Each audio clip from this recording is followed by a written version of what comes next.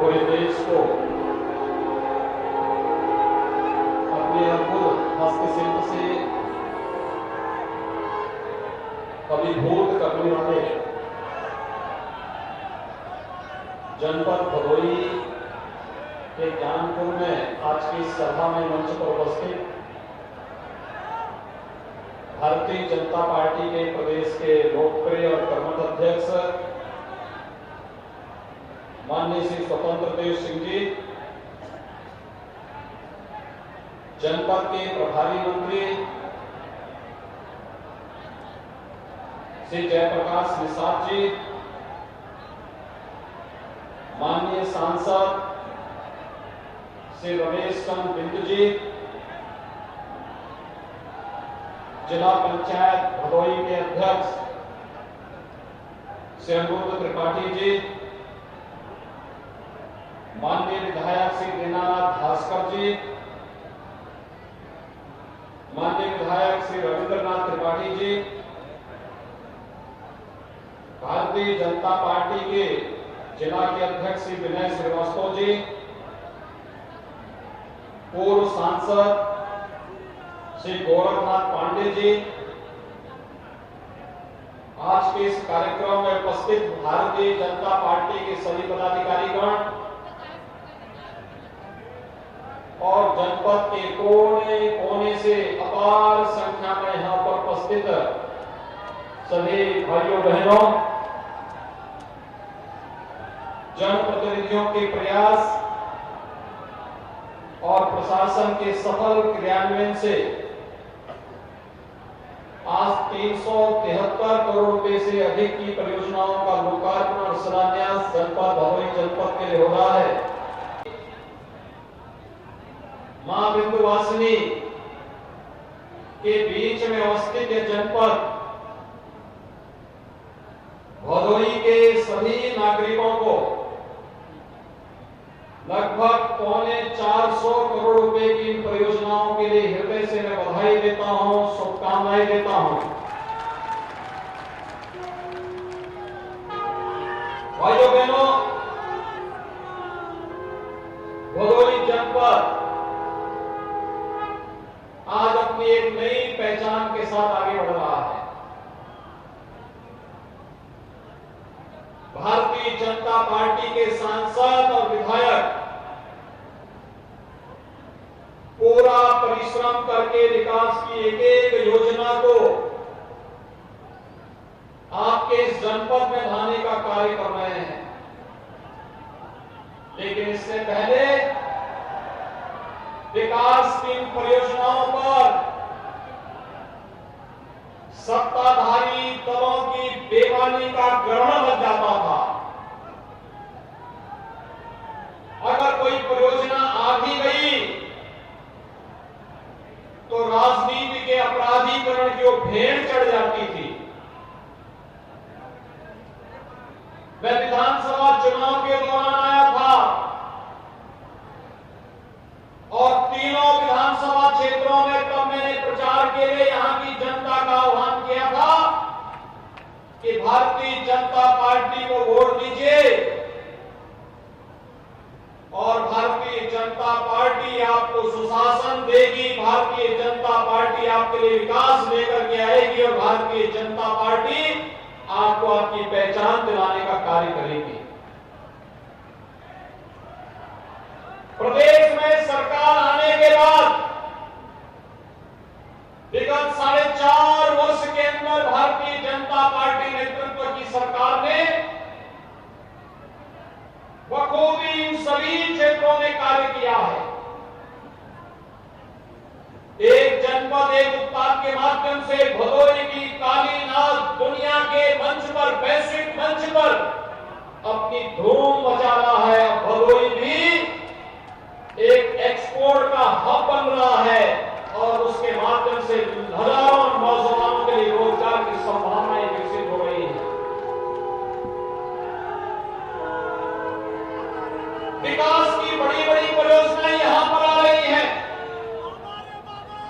और भाइयों बहनों, जो यहां के विकास में सबसे बड़ी बाधा थी राजनीति का प्राधिकरण,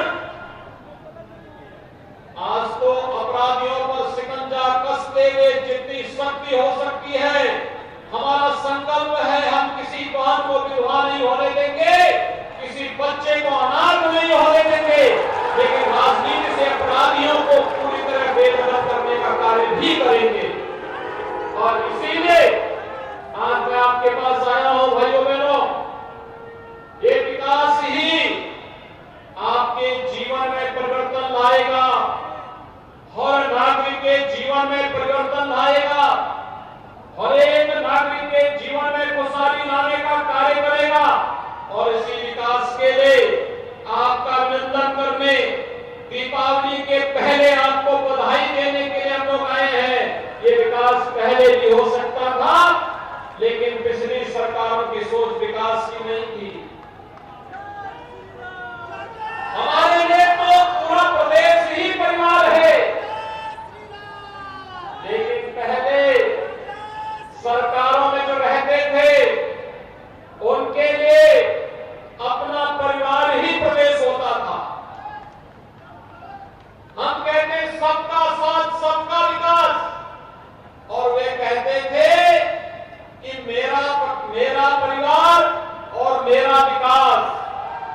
उनकी सोच संकुचित थी, उनकी सोच आपराधिक मानसिकता की थी, उनकी सोच भ्रष्टाचार को बढ़ावा देने की थी।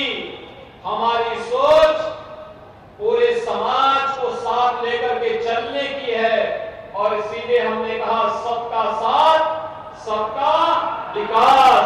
और सबका साथ और सबके विकास का भाव आज बहुत स्पष्ट रूप से देखने को मिलता है। भाइयों बहनों, मैं अभी यहां पर जनपद भदोही के लोक कल्याणकारी परियोजनाओं पर नजर डाल रहा था, और जो मैंने देखा है, भदोही जनपद की कुल आबादी है 15,78,000। और आप आश्चर्य करेंगे, केंद्र और प्रदेश सरकार की योजनाओं का, प्रधानमंत्री मोदी जी का मंत्र सबका साथ सबका विकास की प्रभावी ढंग से यहां लागू हुआ। यहां पर केंद्र और प्रदेश सरकार की योजनाओं से लाभान्वित होने वाले परिवारों की संख्या है 10,60,583। यानी अगर आप देखेंगे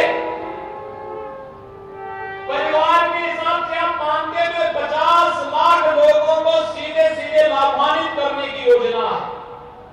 इसका मतलब एक योजना और अनेक योजनाओं का लाभ परिवारों को प्राप्त हुआ है।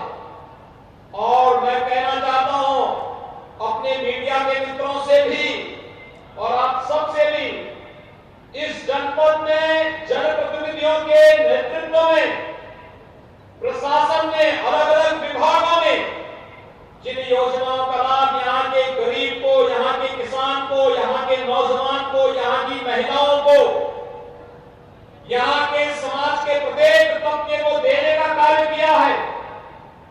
अगर मैं वे आंकड़े आपके सामने पढ़ूंगा, और मुझे लगता है कि आप सबको भी आंकड़े नोट करके विपक्षी दलों और विरोधियों को जवाब देने के लिए पूछना चाहिए। ये कार्य 7 वर्ष में, ये कार्य 4 वर्ष में हो सकता है। आजादी के बाद 70 वर्षों में कार्य क्यों नहीं हो पाया, ये पूछा जाना चाहिए। अगर 5 वर्ष, 4.5 वर्ष और 5 वर्ष में कार्य हो सकता है, तो 70 वर्षों में आखिर योजनाओं का लाभ यहाँ के गरीब को, यहाँ के किसान को, यहाँ के नौजवान को क्यों नहीं मिला? विकास के नाम पर वह कांग्रेस रही हो, सपा रही हो, बसपा रही हो, इन्होंने केवल अपराधियों का विकास किया, अपने परिवार का विकास किया, लेकिन किसी गरीब का उत्थान और उनके उन्नयन के लिए कोई कार्य नहीं किया। और यही कारण है कि अगर आप प्रधानमंत्री आवास योजना में देखेंगे तो ग्रामीण क्षेत्र में अकेले भदोही जनपद में 18,961 लोगों को प्रधानमंत्री आवास योजना का लाभ मिला। मुख्यमंत्री आवास योजना में 2,928 लोगों को इस योजना का लाभ प्राप्त हुआ। और नगरीय क्षेत्र में प्रधानमंत्री आवास योजना में 25,094 लोगों को योजना स्वच्छ भारत मिशन में 1,28,325 परिवारों को एक एक शौचालय उपलब्ध करवाने का कार्य केंद्र और प्रदेश सरकार ने किया है। भाइयों बहनों, ये तो व्यक्तिगत शौचालय है। अभी गांव-गांव में सामुदायिक शौचालयों की एक लंबी श्रृंखला हर ग्राम पंचायत में खड़ी हो चुकी है। ग्राम सचिवालय का निर्माण अलग से बन रहा है। प्रधानमंत्री किसान सम्मान निधि में अकेले जनपद भदोही में 2,12,280 परिवार लाभान्वित हुए हैं और डीबीटी के माध्यम से जिन किसानों को शासन की योजना का लाभ सीधे प्राप्त हुआ है 62,567 सोलर वोल्टेक इरिगेशन पंप 94 किसानों को प्राप्त हुआ है। कन्या सुमंगला योजना में 8,889 बालिकाओं को इस योजना से आच्छादित किया गया है। शादी अनुदान योजना में 4,214 परिवार, सामूहिक विवाह योजना में 970 परिवार, आयुष्मान भारत में हर परिवार को 5 लाख रुपए की स्वास्थ्य बीमा का कवर और अकेले भदोही जनपद में 1,79,293 परिवारों को इस योजना का लाभ अब तक उपलब्ध करवाया गया है। सौभाग्य योजना में 1,95,211 परिवारों को विद्युत के निःशुल्क कनेक्शन उपलब्ध कराए गए हैं। तो उज्ज्वला योजना में निःशुल्क एलपीजी कनेक्शन, रसोई गैस के सिलेंडर दिलाए गए हैं 1,57,987 परिवारों को। श्रमयोगी मानधन योजना में 3,760 श्रमिकों को इस योजना से लाभान्वित किया गया है, यानी 10,60,583 परिवारों को सीधे सीधे शासन की योजना से जोड़ने का कार्य 4.5 वर्ष के अंदर प्रदेश के अंदर हुआ है। भाइयों बहनों, ये तो अभी एक योजना है, ये तो अभी अधूरी है। अभी अगर हम लोग मुख्यमंत्री आरोग्य योजना की बात करें,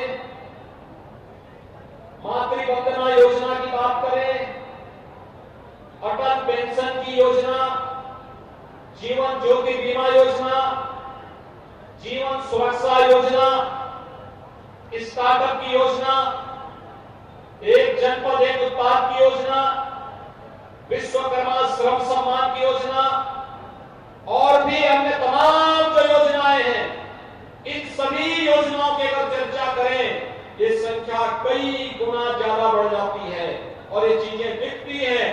सरकार जब अच्छी चुनी जाती है, संवेदनशील सरकार होती है, जनहित के लिए समर्पित सरकार होती है, वह सुरक्षा भी देती है और शासन की योजना का लाभ बिना भेदभाव के हर तबके को उपलब्ध कराने का कार्य भी करती है। भाइयों बहनों, जन्मभूमि को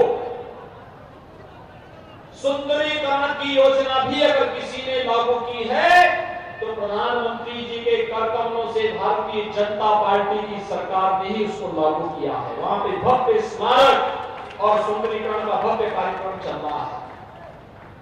ये गंगा का तटवर्ती क्षेत्र है, इसके पास ही कुछ ही दूरी पर श्रृंगवेरपुर में भगवान राम को गंगा पार कराने का कार्य किया था निषाद राज ने, और निषाद राज के श्रृंगवेरपुर का सुंदरीकरण और भगवान राम और निषाद राज के मिलन का भव्य प्रतिमा का निर्माण भी कोई करा रहा है तो भारतीय जनता पार्टी की सरकार वहां पर करवा रही है। मां गंगा के प्रति हम सबकी एक अपार निष्ठा है। मां गंगा की अविरलता और निर्मलता किसी से छुपी भी नहीं आज। लेकिन 7 वर्ष पहले क्या स्थिति थी?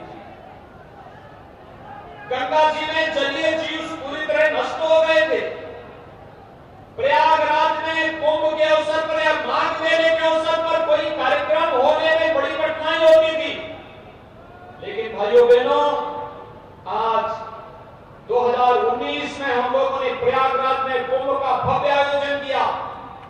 और भव्य आयोजन के साथ आज गंगा की अविरलता और निर्मलता नमामि गंगे परियोजना के माध्यम से देखते हुए बनती है। आज आसमान का सम्मान हो रहा है। काशी में काशी विश्वनाथ कॉरिडोर आदरणीय प्रधानमंत्री जी के मार्गदर्शन में आगे बढ़ता है। मिर्जापुर में मां विंध्यवासिनी धाम के पुनर्निर्माण की कार्रवाई युद्ध स्तर पर आगे काम कर रही है। और याद करिए, अयोध्या में भगवान श्री राम का भव्य मंदिर के निर्माण का कार्य का शुभारंभ भी प्रधानमंत्री जी के कर्तव्यों से आगे बढ़ चुका है। भाइयों बहनों, 2017 के पहले उत्तर प्रदेश के अंदर कोई पर्व और त्योहार शांतिपूर्ण ढंग से आप नहीं मना सकते थे। पर्व और त्योहार आता था और फिर कर्फ्यू लग जाता था, दंगे शुरू हो जाते थे, पेशेवर दंगाई आकर के पर्व और त्योहारों में खलल डालने का कार्य करते थे। आज तो पर्व और त्योहार शांतिपूर्ण ढंग से मनाए जा रहे हैं। और भाइयों बहनों, हम लोगों का एक बहुत स्पष्ट संदेश है, हम सुरक्षा सबको देंगे, योजनाओं का लाभ बिना भेदभाव के सबको देंगे। लेकिन अगर किसी ने किसी गरीब की संपत्ति पर कब्जा किया, किसी गरीब और निरीह और किसी व्यापारी को प्रताड़ित किया, तो फिर सार्वजनिक संपत्ति को कोई कब्जा करेगा तो प्रदेश सरकार का भी बुलडोजर हमेशा खड़ा रहता है। और यही नहीं, सरकार का संकल्प यह भी है कि अगर किसी ने पर्व और त्योहारों में खलल डाल करके दंगा भड़काने का कार्य किया तो उसको पहले ही एक पट्टा कर देना चाहिए 7 पीढ़ियों का, कि 7 पीढ़ियों तक उसकी भरपाई करता है। आज पर्व और त्योहार के समय कोई कर्फ्यू नहीं लगा सकता, अराजकता नहीं पैदा कर सकता, अव्यवस्था नहीं पैदा कर सकता। और भाइयों बहनों, इसीलिए दीपावली के पहले मैं एक बार फिर से आपके पास आया हूं। कोरोना काल खंड में आया था, भदोही के कारीगरों ने कालीन उद्योग को जो नई ऊंचाई दी है, आगे देखते हुए बनता है। हजारों करोड़ रुपए का एक्सपोर्ट यहाँ की कालीन दुनिया के मार्केट में होता है, दुनिया के बाजारों में भदोही को एक नई पहचान मिलती है। और एक जनपद एक परियोजना, एक जनपद एक उत्पाद के माध्यम से इसको एक नई ऊंचाइयां प्रदान करने के लिए सरकार पूरी कृतज्ञ भाव के साथ कार्य कर रही है। आज 373 करोड़ रुपए की परियोजनाएं इसी से जुड़ी हुई योजनाएं हैं। और सरकार ने जो बात करी, यहां हमारे जनप्रतिनिधियों जो बात कह रहे थे, और मैं प्रशासन से भी कहूंगा कि मेरे संज्ञान में आया है कि सफाई कर्मियों की तैनाती हर जगह हुई, इस जनपद में नहीं हो पाई। उस प्रक्रिया को तत्काल पंचायती राज विभाग से अगर न्यायालय का कोई रोक नहीं है तो इस प्रक्रिया को तेजी के साथ आगे बढ़ा करके अपने 2-3 महीने के अंदर इस प्रक्रिया को हम पूरा कर लें। पंचायती राज विभाग के साथ मिलकर के इस प्रक्रिया को पूरी करनी चाहिए, जिससे गांव-गांव में स्वच्छता सैनिटाइजेशन के लक्ष्य को आगे बढ़ाने में मदद मिल सके। भाइयों बहनों, यहां के ज्ञानपुर के 100 बेड्स के हॉस्पिटल के बारे में हम लोगों ने कार्यवाही संस्था पर कार्रवाई प्रारंभ कर दी है। यह 100 बेड्स का जो हॉस्पिटल है, पिछली सरकारों की बेईमानी और भ्रष्टाचार का जीवन में स्मारक है। ऐसे ही पैसा निकलता था, पैसा खर्च भी हो जाता था, लेकिन कार्य पूरा नहीं होता था। सरकार आज उस पर कार्रवाई कर रही है, जवाबदेही तय कर रही है। लेकिन सरकार ने तय किया है, कल मैं सुल्तानपुर में था, वहां पर हमने एक मेडिकल कॉलेज का शिलान्यास किया। 1947 से लेकर के 2016 तक प्रदेश में केवल और केवल 12 से 15 मेडिकल कॉलेज बन पाए थे। और भाइयों बहनों, हमने 2017 से लेकर 2019 में 7 मेडिकल कॉलेजेस में पूरा निर्माण करके प्रवेश प्रारंभ कर दिया था। अभी 25 अक्टूबर को कल प्रधानमंत्री जी के कर कमलों से 9 मेडिकल कॉलेज में प्रवेश की प्रक्रिया कल से प्रारंभ हो जाएगी। 14 नए मेडिकल कॉलेज हम लोग बना रहे हैं। ये केंद्र सरकार के सहयोग से और राज्य सरकार भी अपने स्तर पर कुछ नए मेडिकल कॉलेज बना रही है। यानी आजादी के बाद अगर हम 70-72 वर्षों तक देखते हैं तो भाइयों बहनों 70 वर्षों में प्रदेश के अंदर केवल 12 मेडिकल कॉलेज बन पाए थे और मात्र 5 वर्ष का कार्यकाल जब हमारी सरकार का होगा तब हम सभी 75 जनपदों को एक मेडिकल कॉलेज देने में सफल होंगे। एक मेडिकल कॉलेज देने में आज 59 जनपदों में हम एक मेडिकल कॉलेज देने में सफल हैं। 16 जनपद बचे हैं। इस कमिश्नरी के मिर्जापुर में मेडिकल कॉलेज की स्थापना का कार्य पूरा हो चुका है। सोनभद्र में मेडिकल कॉलेज का शिलान्यास शीघ्र होने जा रहा है। और भाइयों बहनों फिर भदोही क्यों बचेगा? भदोही के लिए भी हमने पीपीपी मोड में योजना बनाई। जब हमारे विधायकगण चुनाव लड़ने के लिए आएंगे फिर से तो भदोही में भी मेडिकल कॉलेज का शिलान्यास तब तक हो चुका होगा। विकास की एक सोच और यही कहने के लिए मैं आया हूं। पिछली सरकारें अपने और अपने परिवार का विकास कराती थी और बहुत हुआ किसी पेशेवर अपराधी और माफिया का विकास करवाती थी। गरीब को मकान नहीं मिलता था, गरीब के घर में शौचालय नहीं बनता था,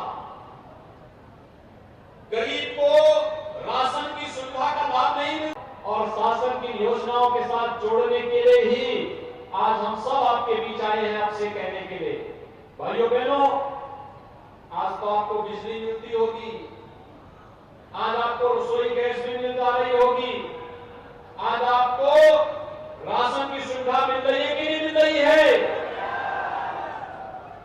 लेकिन पहले ये राशन यही लोग सब हजम कर जाते थे। और भाइयों बहनों आपने देखा होगा विकास की बड़ी बड़ी परियोजनाएं पहले भदोही से वाराणसी जाने में 3 से 4 घंटे लग जाते थे। आज आप मात्र 1.5 घंटे में वाराणसी जा सकते हैं। यहां से प्रयागराज जाने में 1.5 से 2 घंटे लग जाते थे। आज भदोही से प्रयागराज जाने में मात्र आधा घंटे के आधा से लेकर 1.5 घंटे के अंदर आप प्रयागराज पहुंच सकते हैं। आवागमन को सरल करने, आसान बनाने का कार्य भारतीय जनता पार्टी की सरकार ने किया है। और भाइयों बहनों यही कहने के लिए आज हम सब आए हैं। हमने इंफ्रास्ट्रक्चर डेवलपमेंट के कार्य को भी आगे बढ़ाया है। कोरोना कालखंड में हर एक नागरिक के जीवन को बचाने का प्रयास किया गया है। ऑक्सीजन की किल्लत हुई पर जिले में चिकित्सालय में ऑक्सीजन प्लांट लगाने की कार्रवाई की हुई। वैक्सीनेशन 12.5 करोड़ लोगों को अब तक हम वैक्सीन फ्री में उपलब्ध करवा चुके हैं और देश के अंदर प्रधानमंत्री जी के नेतृत्व में 100 करोड़ से अधिक लोगों को वैक्सीन दिया जा चुका है। 100 करोड़ लोगों को फ्री में वैक्सीन, सबको वैक्सीन, उपचार free, vaccine free, test free. सरकारें वही हैं, चेहरे बदले हैं, तंत्र वही है, प्रदेश वही है, केवल पार्टियां बदली हैं। परिवर्तन दिखाई दे रहा है और भाइयों बहनों यही परिवर्तन आपके जीवन में, आपके हमारी पीढ़ी के जीवन में परिवर्तन लाएगा और यही कहने के लिए आज मैं आपके पास आया हूं। भाइयों बहनों अगर प्रदेश में भारतीय जनता पार्टी की सरकार और केंद्र में मोदी जी के नेतृत्व की सरकार नहीं होती तो क्या अयोध्या में राम मंदिर बन गया होता? आप राम मंदिर बनने से खुश हैं? जो लोग खुश हैं हाथ खड़ा करो। सभी लोग खुश हैं? क्या ये काम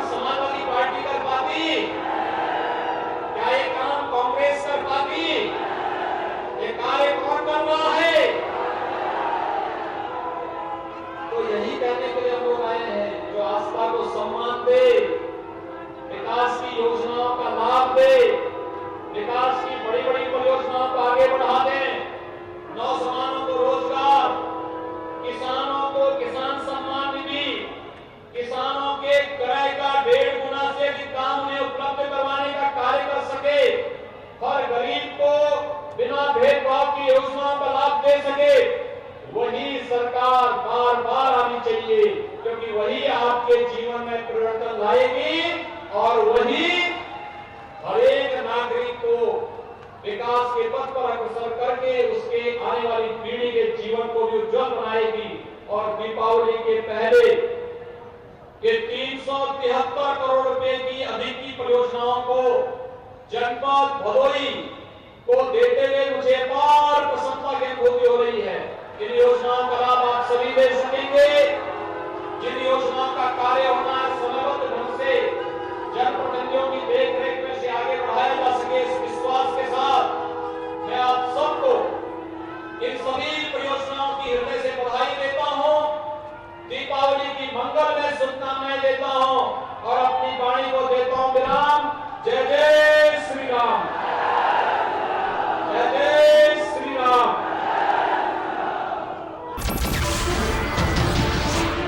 नमस्कार, मैं हूं मानक गुप्ता। अगर आपको हमारा ये वीडियो पसंद आया हो तो इसे लाइक और शेयर जरूर करें और हाँ, हमें सब्सक्राइब और फॉलो करना ना भूलें ताकि आप देश और दुनिया की कोई खबर मिस ना करें। तो जुड़े रहिए हमारे साथ और देखते रहिए न्यूज़ 24।